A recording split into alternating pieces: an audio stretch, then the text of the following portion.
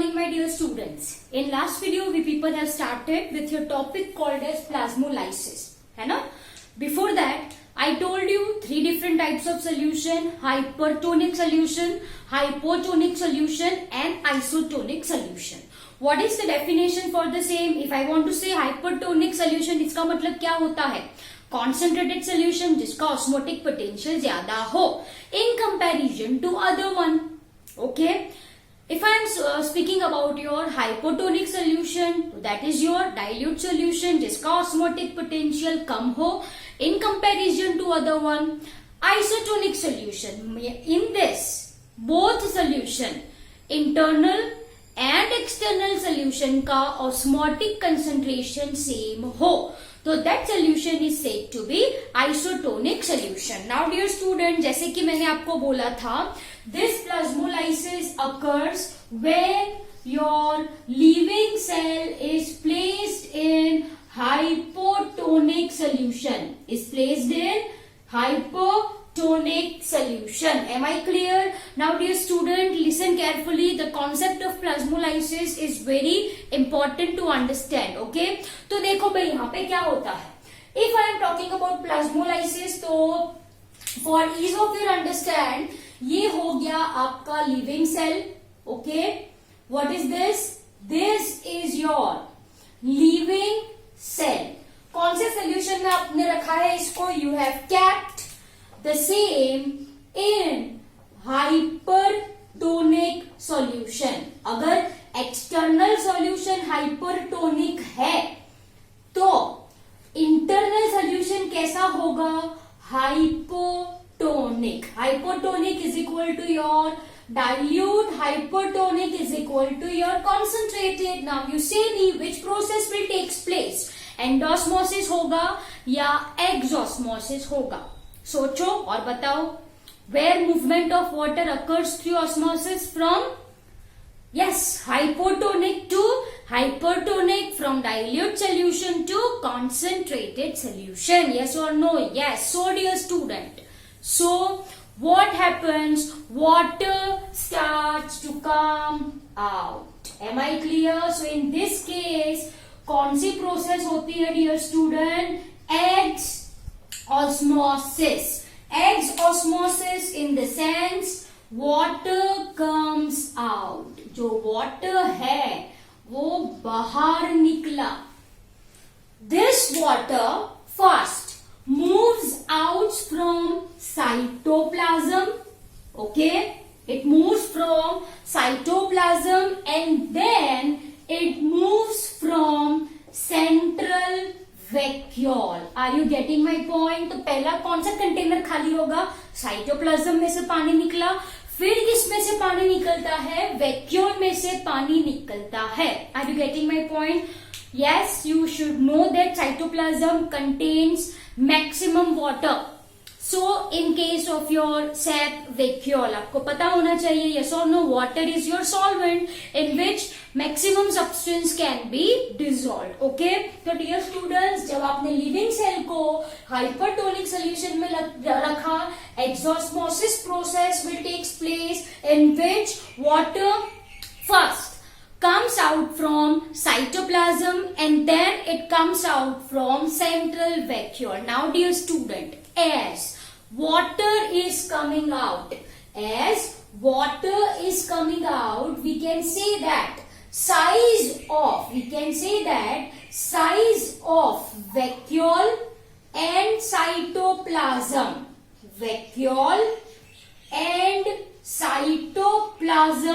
decreases. Yes or no? Yes. Due to this, जो आपकी cell wall है बच्चों, वो इलास्टिक होती है. It contract which results in reduction of cell size. Are you getting my point? This is very initial stage, जब थोड़ा पानी बाहर निकला है, जिस वजह से साइटोप्लाज्म वैक्यूल कॉन्ट्रैक्ट हो जाएगा, उसकी साइज छोटी हो जाएगी क्योंकि as water is going out the size of the same decreases. अब सेल वॉल कैसी है? इलास्टिक है, तो वो भी कॉन्ट्रैक्ट होगी. It also contracts. Are you people getting my point? Yes or no? As your cell wall contract, the size of cell decreases. Cell की size कम हो जाएगी. It is going to decrease. Am I clear?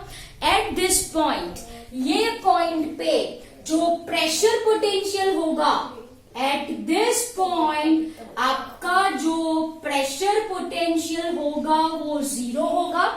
Yes?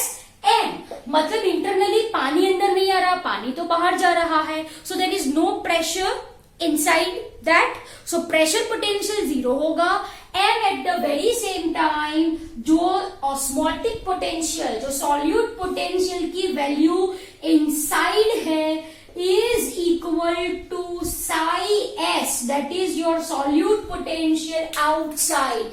And in this condition ये जो solution हो गया वो कैसा हो गया? Isotonic, and cell is considered as flaccid. Cell को हम क्या बोले? फ्लैसिड बोले. इसका मतलब equilibrium state.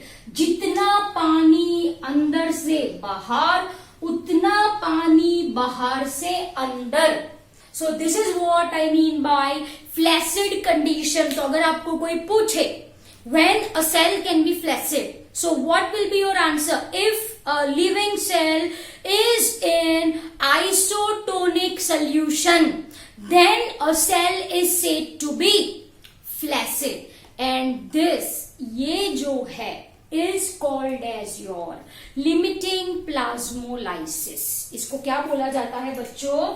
This is what I mean by limiting plasmolysis.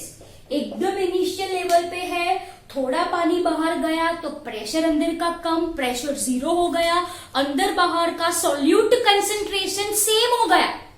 अब सेम है तो कैसा सोल्यूशन होगा? ये isotonic.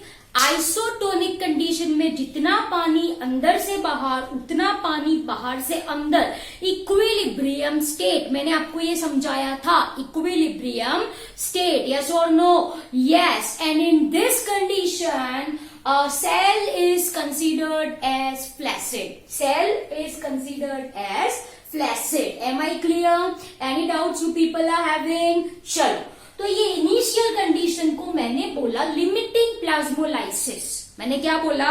Limiting plasmolysis. Now look very carefully. I am going to draw diagram of your cell, living cell. So dear student, this is your cell wall. मान लीजिए this black colour portion represents your cell wall. Okay, and the red color portion which I am drawing, the red color portion which I am drawing in represents your protoplast. वो क्या represent करता है बच्चों? Protoplast. Can you see this? What is protoplast? Protoplast is equal to your cell membrane, है ना? This is your cell membrane. And inside there will be presence of what? There will be presence of your cytoplasm and your vacuole. Of course, ये nucleus है. And this is your cytoplasm. Are you getting my point? तो dear student, ये मैंने क्या draw करा? आपका living cell. Okay? Okay, dear students. Once again, ये living cell को मैंने कौन से solution में रखा है?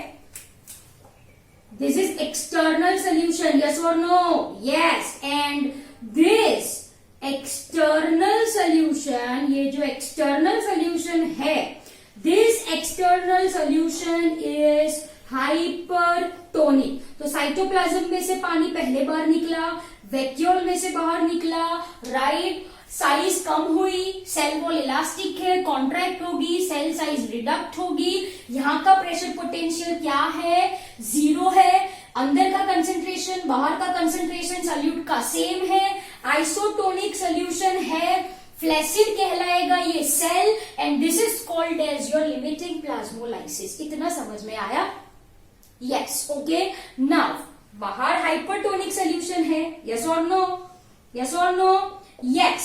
So due to this reason, more and more water is going to come out from cytoplasm and vacuole. Yes or no? Dear students, ये जो प्रोसेस है ना वो सारी कंटिन्यूअस प्रोसेस है. For ease of your understanding I am making step wise. Limiting plasmolysis में थोड़ा पानी बाहर आया तो एट वन पॉइंट अंदर बाहर का कॉन्सेंट्रेशन सेम हुआ, आइसोटोनिक हुआ, बट बाहर अभी भी कैसा है, हाइपरटोनिक है. यस और नो? यस. तो more and more water is going to come out, जिसकी वजह से इनिशियली ये जो आपका प्रोटोप्लास्ट है, protoplast separates from cell wall at its corner. देखो मैं ड्रॉ करके दिखाऊं आपको. ये आपकी सेल वॉल है, this is your cell wall से फॉर एग्जाम्पल, है ना. चलो अब मैंने क्या बोला, what I told, as more and more. So यहाँ पे what I'm going to write, the point is very important, as eggs osmosis continues, more and more water comes out. Yes or no? At this time जो protoplast है it detaches from corner. Corner मानी ये देखो, तो corner से वो separate हो जाएगा. Can you see this? Can you see this? Corner से वो सेपरेट हो गया है. यस और नो? कॉर्नर से वो सेपरेट हो गया है. एंड अंदर वैक्यूल है, राइट? अंदर क्या है डियर स्टूडेंट्स? वैक्यूल है, साइटोप्लाज्म एंड योर न्यूक्लियस. तो ये जो है this is called as your incipient plasmolysis. इसको क्या बोलूं मैं? Incipient plasmolysis in which protoplast detaches from corners. Okay. अब as more exosmosis takes place, as more exosmosis takes place, what happens? देखो क्या होगा, very carefully. Once again I am drawing your cell wall. Okay, this is your cell wall.